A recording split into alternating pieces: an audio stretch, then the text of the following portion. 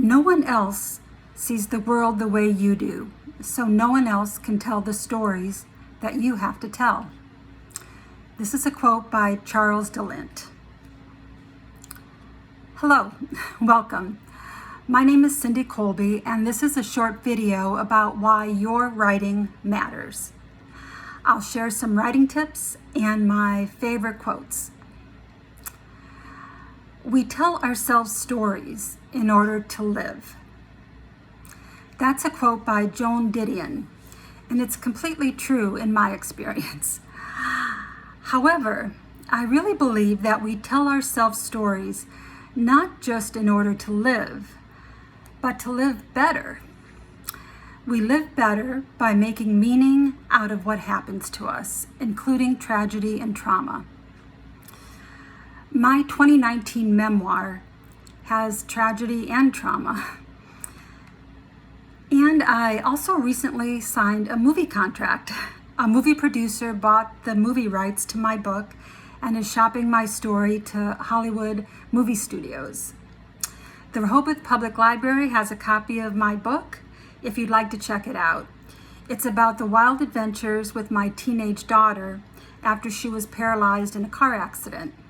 It's titled Struggling with Serendipity. And maybe there'll be a movie. All right, moving on. If you're going to have a story, have a big one or none at all. That's a quote by Joseph Campbell. The biggest story of my life began when I fell asleep at the wheel. I was driving home late at night after my son's college concert. When I woke up, my 14-year-old daughter Beth was paralyzed with a C6-7 spinal cord injury. She was paralyzed from the chest down. Right after the car accident, I couldn't imagine a lot of things. I couldn't imagine a great life in the future for Beth or for me. I couldn't see my life without guilt, depression, and anxiety. I couldn't see Beth's life without insurmountable obstacles. And I couldn't imagine both of us being happy again. I'm happy to be wrong about that. And I also couldn't imagine the incredible adventures we would share. From our small town in Ohio to Seattle, Harvard, Capitol Hill, and around the world. It always amazes me how our lives can so radically change in just a blink of an eye. Most of us have experienced life-changing moments that just completely transform us. So stories really do matter, and your story matters. The quote that follows is from Ursula Le Guin. One of the functions of art is to give people the words to know their own experience. Storytelling is a tool for knowing who we are and what we want. I love that quote. So, what do you want? How does writing help you to explore who you are? I believe that writing is the best medium to find your passions and what matters most to you. As a teenager, I learned that when we help others, we help ourselves.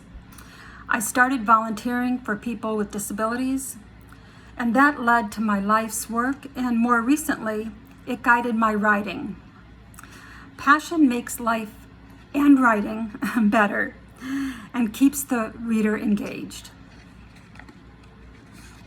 It's like everyone tells a story about themselves inside their own head. Always, all the time. That story makes you what you are. We build ourselves out of that story. That's a quote by Patrick Rothfuss. Stories connect us with others. They reflect our values and beliefs. They help us understand unfamiliar situations. They motivate and inspire. Stories heal us.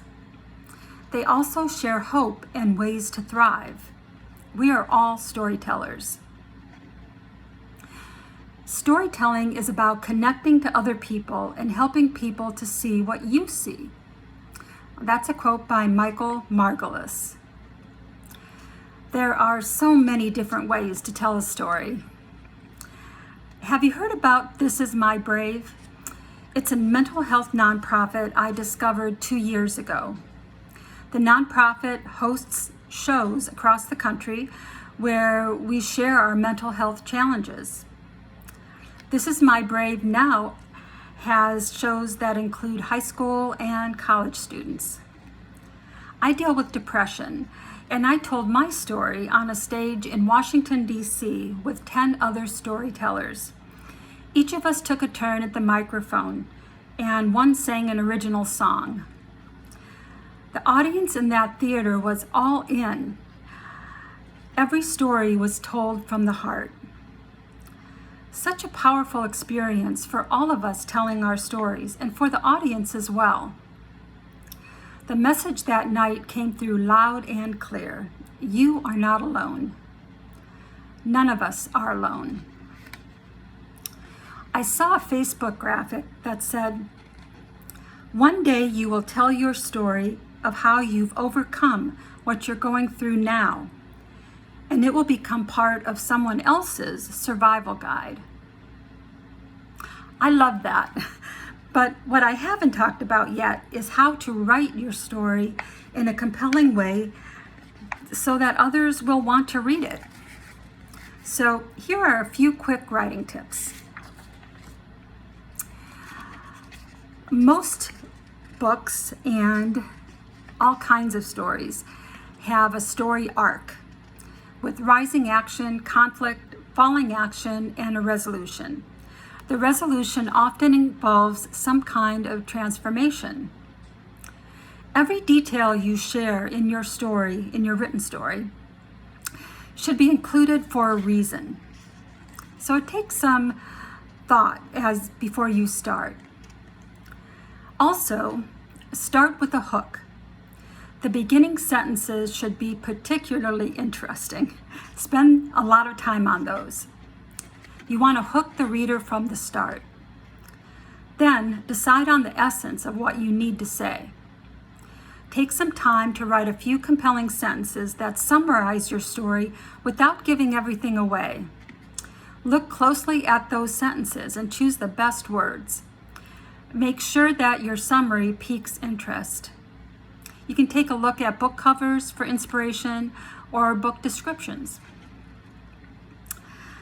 And the most popular writing tip by far, you've probably already heard, is show, don't tell. And it's more difficult than it sounds. Yes, you want to share how you feel and what you think, but not directly. Don't say, "I learned to be more grateful." Instead, show your audience with your description, with your dialogue, with your sensory clues. Share transformative moments without labeling them as such, and without saying what the specific change was. The reader should know by your writing. Guide the reader to understand what's happening through good writing. There's no greater power on this earth than story. That's a quote by Libby Bray. And here's the important thing to remember. We are all storytellers, and there is no right or wrong way to tell a story. Your story matters.